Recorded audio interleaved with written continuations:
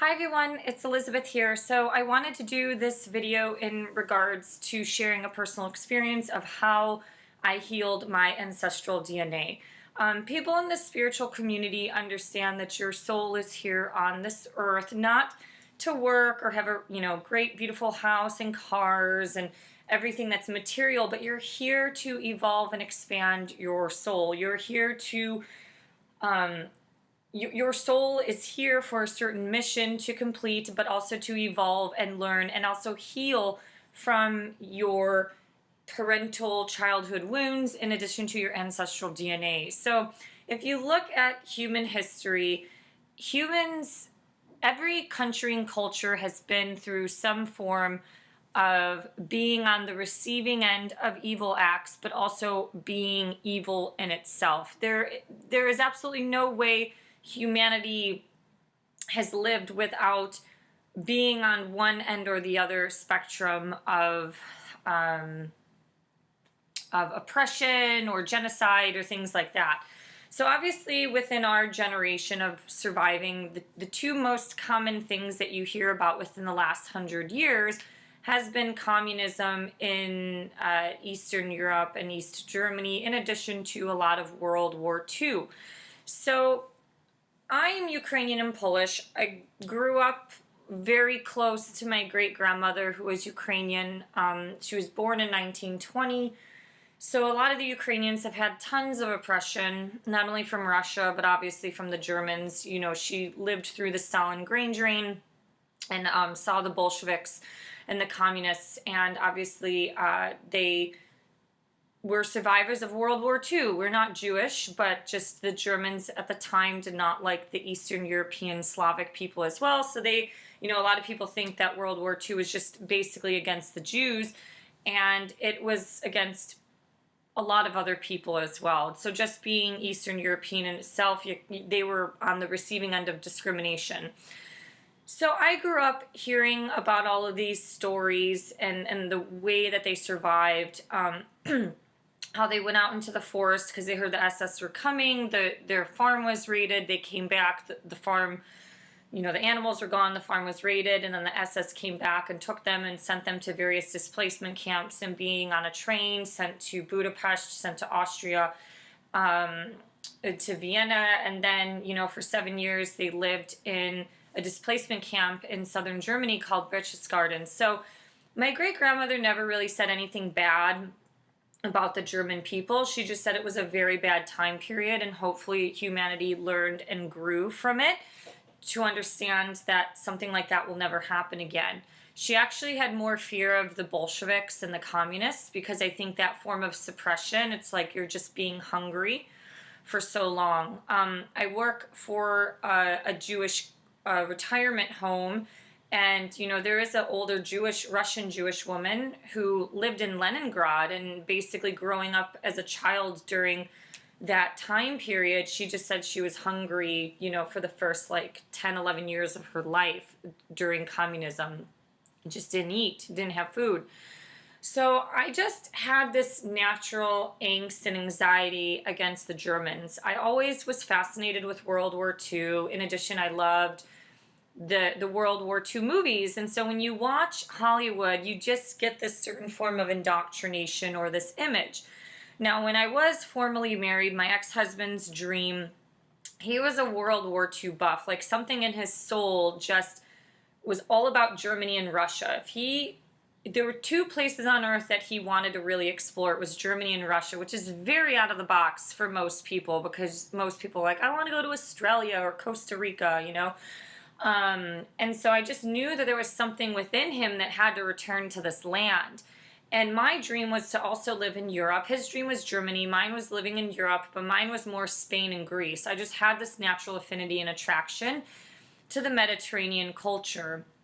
And when being in those countries, a lot of people thought I was more of the local, maybe because of the brown curly hair and the brown eyes, has that more Mediterranean style feature. Anyways, I just had this anxiety thinking like, oh my God, all people are, all German people are horrible. And my first time of going to Europe in 2012 with him, we ended up going to Krakow, Poland first before going to Berlin, Germany, and visiting Auschwitz during that trip. I just was like, fuck these people, like, fuck the German people. I didn't even want to go. But then the first footsteps into Berlin, things just naturally, organically started healing itself in 2012 with that trip. I was like, okay, well, things aren't that bad. Like, you learned a lot of the history. But then moving to Germany, when you only stay 4 or 5 days in a country, you can't really get a grasp on the entire culture and history. So moving to Germany in 2014, I still had this angst, like bringing cats to Europe. I just thought of Germany as this like cold, dark place. And the personality is cold, but once you stay there, you understand that the northern European countries are colder in personality. The Swedish and the Norwegian and Finnish people are not the warm and welcoming people like the southerners of Spain, Italy, Portugal, and some parts of France. So I think just being in Germany, the traveling part was very, very healing. And the more I understood about history, the more I understood about the diplomacy of how my great-grandmother, she wasn't saying, screw the German people and they're horrible human beings. It was just like, that was a very bad time period. But what was very healing was that I saw what Germany became, and that was the safest place I ever lived for a year and a half in my life. I saw how women, and myself included in that, could ride our bikes around at 3 a.m. without being harassed by the men or without feeling like you're going to be robbed or anything like that. I saw what Germany became. They had their emancipation, so men and women were very, very equal. The men were very respectful, and they learned from their history, but a lot of them lived still with a lot of guilt. Now, I would say that there was a lot of healing when I went to Berchtesgaden, which actually is where Hitler had his eagle's nest.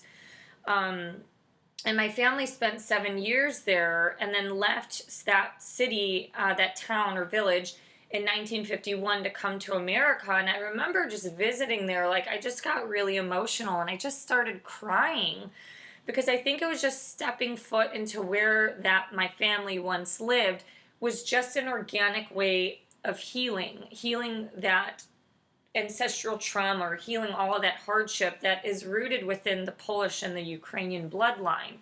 The Eastern Europeans, for Europeans, have had it pretty bad throughout history.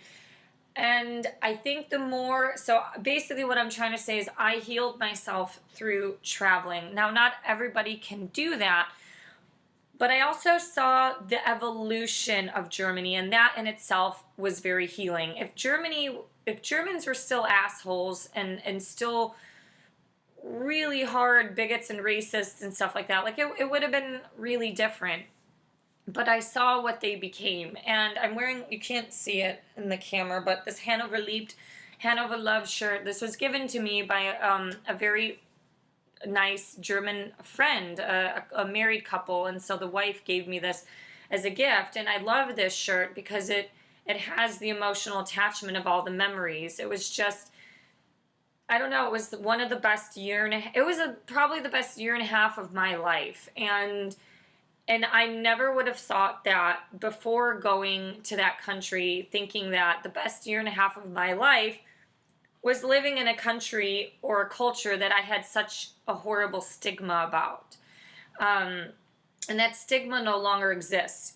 When you explore places, especially when it comes to healing your ancestral DNA, I believe souls are here to heal these wounds, okay? And so when you do explore and see this culture, things just organically let go and things just organically shift. And you start to see the light in the situation. Spiritual lessons are very difficult to learn.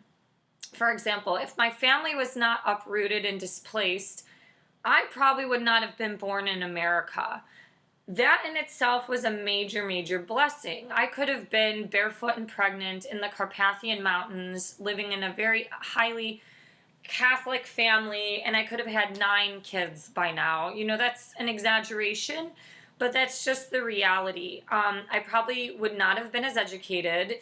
I probably would not have had the opportunities that I've had living in America. So all of that horrible destruction that happened to those people during that time has led to some benefit of the future generation. And technically, as being a millennial, being born in 85, I feel like I'm more aligned with people who were born in the 70s, but because it's a little more old school values.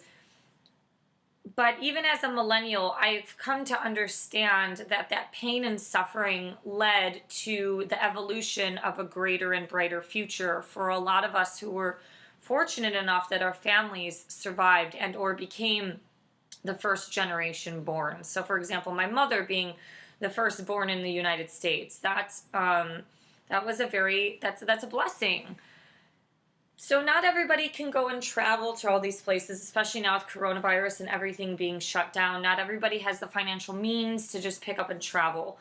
I've chosen to live very minimally, and I choose to shop at places like Goodwill and things like that to save money because my vanity has been travel in the past. So I chose to cook at home. I chose to eat, making things like from beans and rice, cheaper but healthy ingredients to be able to afford the luxury of travel. So that was a personal choice that I've made to live very minimally, to be able to explore the world or parts of the world. But that stigma of just thinking that the Germans are horrible human beings, that has been erased in my soul because that part of Germany no longer exists. Or if it does, they're very, very small pockets.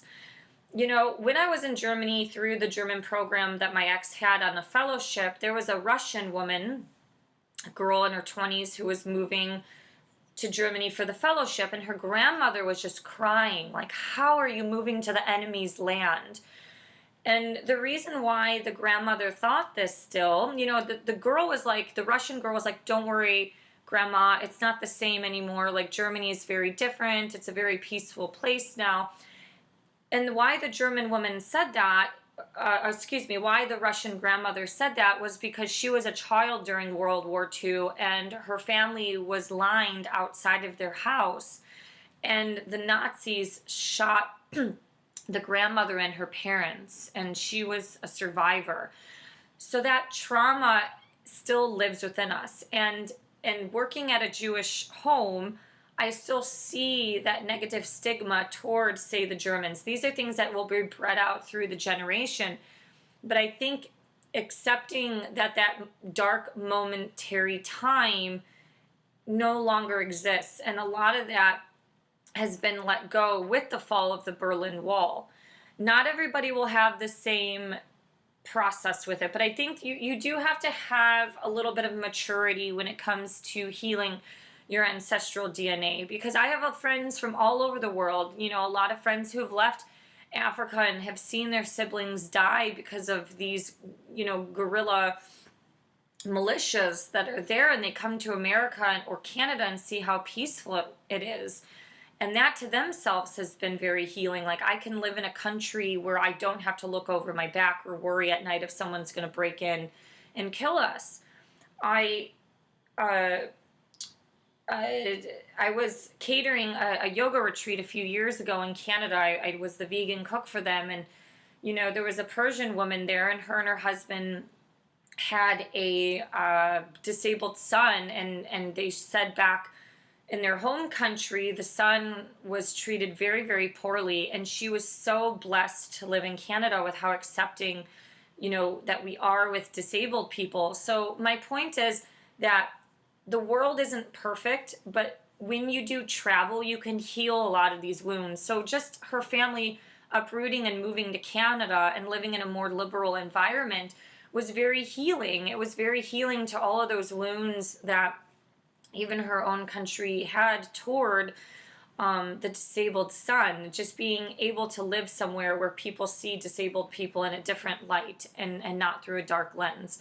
Healing ancestral wounds and trauma is not easy. I think everyone's path is going to be different. Some people might heal through reading a book or healing through traveling. That natural migration around the world that humans have always done is going to allow us to find bits and pieces of our soul or heal ourselves over certain wounds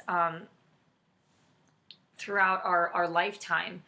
So for me, that was through traveling. It was really getting to know the German people. And like, I had such an emotional meltdown when I was leaving Hanover. Like, I just sat in front of the rat house and just cried and cried and cried because I could not believe how kind those people were to me and how nice some of them are. And some of them are still some of my best friends, and they live halfway around the world. And I get emotional about this because I just hope that people understand that healing yourself and seeing the good in people, even though when there's been the bad, the world isn't bad. Heaven and hell can exist on this planet, and it can also exist in your mind. And allowing yourself to see the light and the kindness in people will be very, very healing. And that's a lot of what I discovered on the Camino de Santiago as well.